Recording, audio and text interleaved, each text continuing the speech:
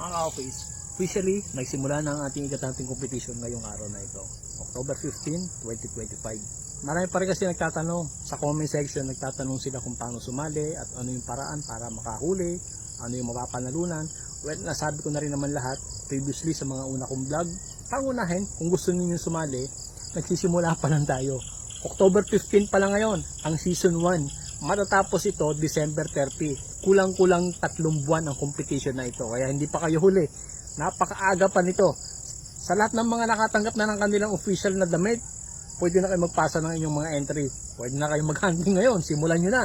At sa lahat ng mga nagtatanong kung paano sumali, ito. Unang-una, ang ating competition, bait and weight. Kawil. Papainan mo.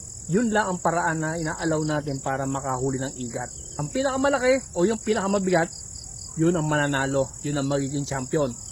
Ngayon, pangangawil lang ang inaalaw natin. Hindi pwede yung lalasunin mo, kukuryentehin mo, lambat, pana, o yung trap. Hindi pwede yun. Doon lang tayo sa kawil. At para makasali sa competition na ito, remember ha, kauna-unahan ito sa buong Pilipinas. Wala pang gumawa nito. Tayo pa lang, mga legit hunter. Mga nandyan lang sa mga bukid-bukid, sa mga bundok.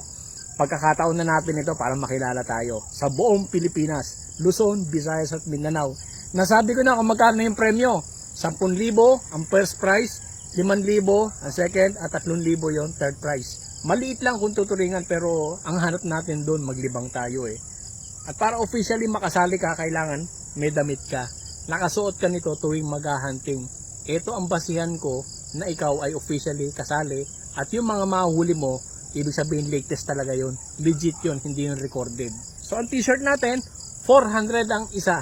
Kung magpapadeliver ka, kung order ka, meron din tayong shipping fee. Magkano lang naman yun. Pag meron ka na nito, officially, kasali ka na. Wala nang entry fee.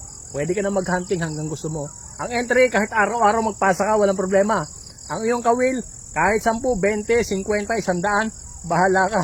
Nasa sayo kung gaano karami ang gusto mong kawil. Kung gusto mo araw-araw magpasa ka ng entry, walang problema. Ipasa po ninyo sa akin yung mga hunting videos ninyo.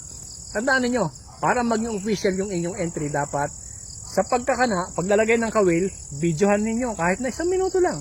Kahit na 30 seconds, kuhanan ninyo. Sa pamamandaw, videohan nyo rin. Halimbawa, 5 minuto yung pinandaw. Videohan nyo, walang problema. Tapos, paano lang natin malalaman kung gaano kalaki, gaano kabigat, titimbangin ninyo, bibidyohan nyo rin. Yun ang kailangan ko para malaman ko na legit yung inyong hunting. Okay, so sana maliwanag na yan.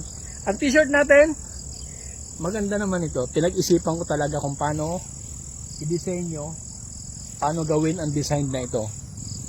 Ito ay kung hindi ka sasali, pwedeng memorabilia mo na ito. Kung biro mo, kauna-unahan sa buong Pilipinas, tayo pala ang gumawa nito. At least may souvenir tayo. At sa halagang 400, dito ako kumukuha kasi ng pampremyo natin.